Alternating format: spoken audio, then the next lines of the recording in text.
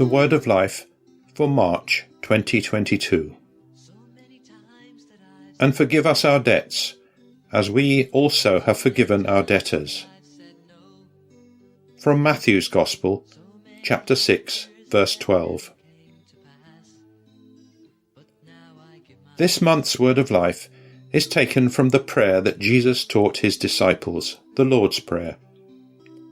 It is a prayer deeply rooted in Jewish tradition. The Jews also called and call God our Father. On a first reading, the words of this phrase seem to challenge us.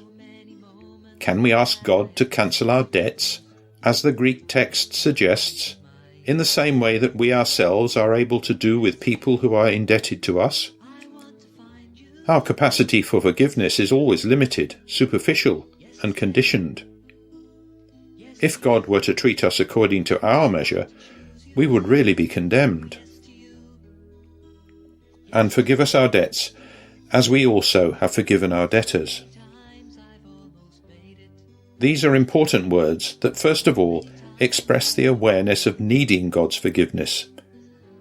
Jesus himself shared them with the disciples, and therefore with all the baptized, so that they could turn to the Father with simplicity of heart. Everything stems from discovering ourselves to be children in the Son, brothers and sisters and imitators of Jesus, who was the first to make his life a journey of ever more total adhesion to the loving will of the Father. It is only after accepting God's gift of his boundless love that we can ask the Father for everything.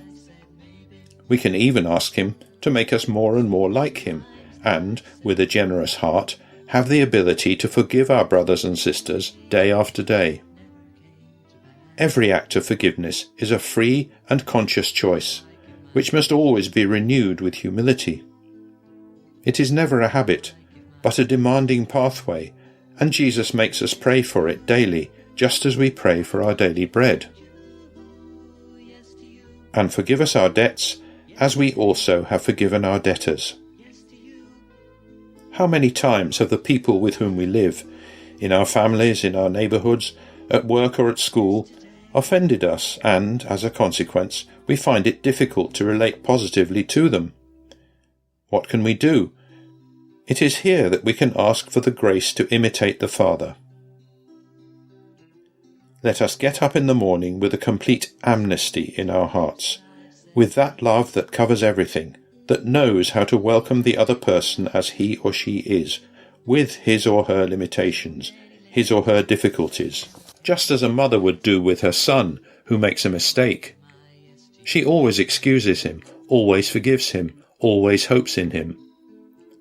Let us approach everyone by seeing them with new eyes, as if they had never had those faults. Let us begin again each time, knowing that God not only forgives, but forgets. This is the measure he requires of us too. Trusting in the help of prayer, we can journey forward towards this lofty goal. And forgive us our debts, as we also have forgiven our debtors. The whole of the Lord's Prayer, the Our Father, has the perspective of fraternity. It speaks of us. I ask not only for myself, but also for and with others.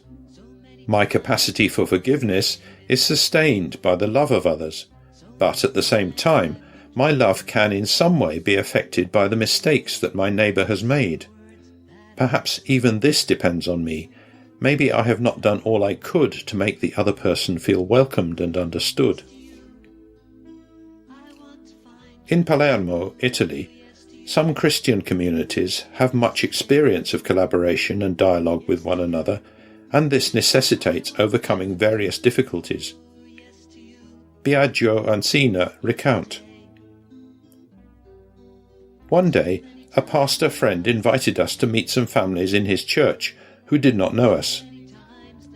We had brought something to share for lunch, but those families made us understand that we were not welcome. Very gently, Tina offered them a taste of the specialities she had cooked, and in the end, we ate together. After lunch, they began to point out the faults they saw in our church. Not wanting to get into a verbal war, we asked what defects or differences between our churches can prevent us from loving each other. The group was used to constant criticism and condemnation, and so they were amazed and disarmed by such an answer. We began to talk about the gospel and what unites us, and this is certainly much more than what divides us.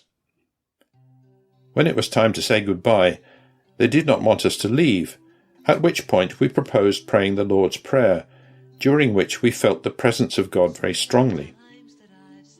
They made us promise that we would visit again, because they wanted us to get to know the rest of the community, and this has been the case over several years. This commentary on a phrase from the Gospel was written by Letizia Magri. It suggests ways of putting it into practice in everyday life. So many times I've hesitated, so many times I've looked away,